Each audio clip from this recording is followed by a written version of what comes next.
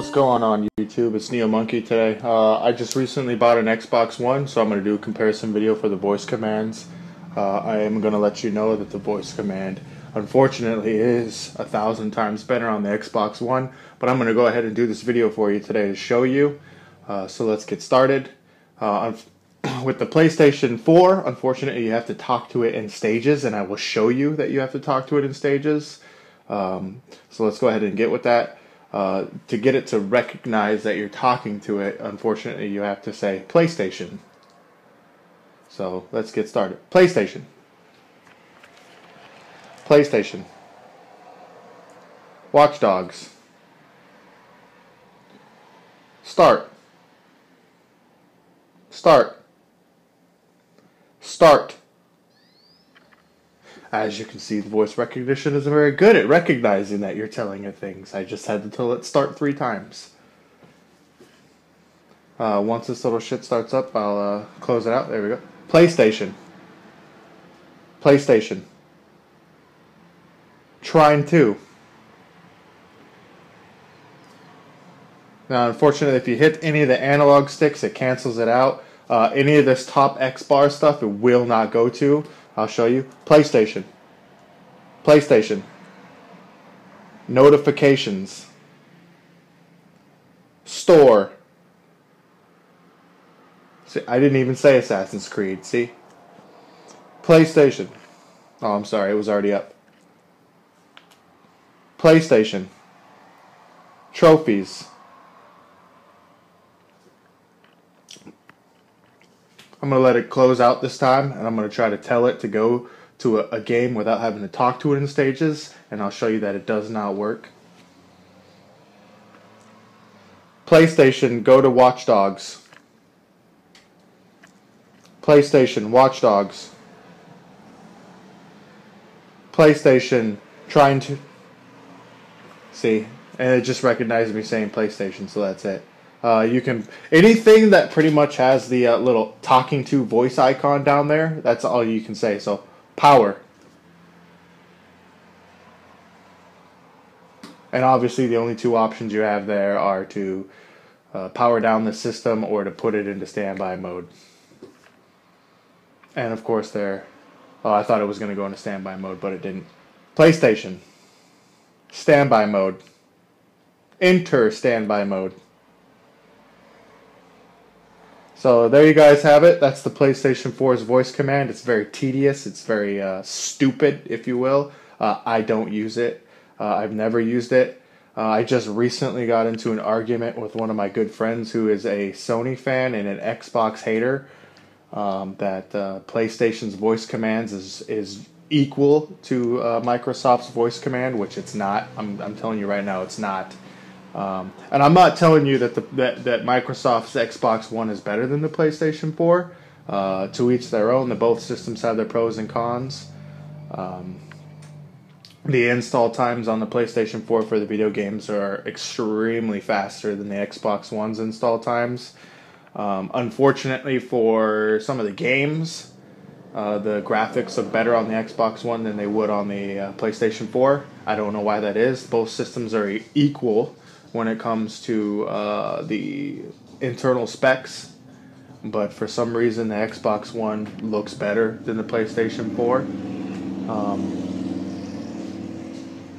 The Xbox one of the cool things that it does besides the voice command is it now supports external hard drives, so you can use an external storage device, as in a thumb drive or a hard drive, and you can format it to use it as an external hard drive space. Unfortunately, you cannot upgrade the internal hard drive like you can on the PlayStation 4, so that's a plus. The PlayStation 4, you can upgrade the internal hard drive space. Downside for the PlayStation 4 is it does not support external storage. I'm going to go ahead and cut the video, guys, real quick. I'm going to move all this stuff into the living room where my Xbox One is set up at, and I'm going to show you the voice commands on the Xbox One. Again, here So I I am in my living room where I have my Xbox hooked up. One of the cool things that you can do with the Xbox voice command wise that you cannot do with the PlayStation 4 is while it is powered off, you can turn it on. I don't know how many tries it's going to get me to take because it really works better the closer you are to the Kinect system. So I'm going to go ahead and try to power on my Xbox. Right now, as you can see, it's not on. There is no such thing as a standby mode with the Xbox. So, Xbox, turn on. See, I told you. Hold on. Xbox, turn on. Xbox, turn on. Xbox, on. Xbox, on. Alright guys, sorry, I had to get really close to the Kinect there. As you can see, I just told my Xbox on. It's turned on now. So, I mean, that's cool. I don't do it because it doesn't recognize my voice half the time.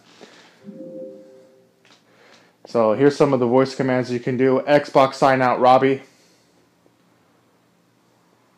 Xbox sign out, Robbie. Choose this person. There I was signing out. Xbox sign in, Robbie. Xbox sign in, Robbie. Xbox sign in, Robbie.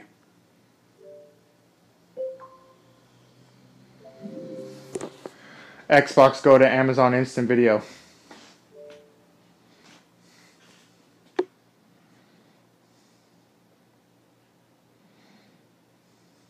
As you can see, guys, you don't have to talk to it in stages. Unfortunately, you do have to say Xbox. The only time you don't have to say Xbox is here where you see all the green. Anything green, you can talk to it. Xbox select. Xbox select. Anything green, you can have it do. So, your TVs and shows.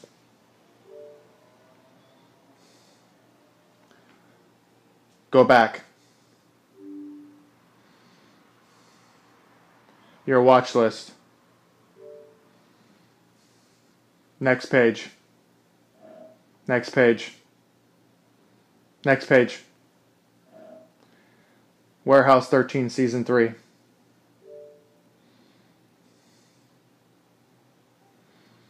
Episode 1.